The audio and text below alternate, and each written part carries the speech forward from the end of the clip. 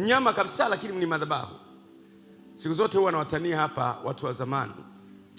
Babu yangu mimi nikiwa nasoma form 1 nimekwenda kumtembelea babu jioni, lakini nilishaambiwa babu ana ng'ombe wengi kama 3000 hivi, wengi sana.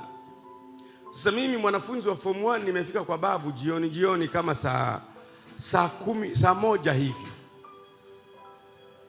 nikamkuta babu na mimi nakwenda likizo kwa babu. Babu, mimi niko curious kwa sababu sijafika kwa babu, namuuliza babu, nasikiaga una ng'ombe wengi sana, wako wapi? Babu akaniuliza, una macho? Huna macho? Hebu njoo.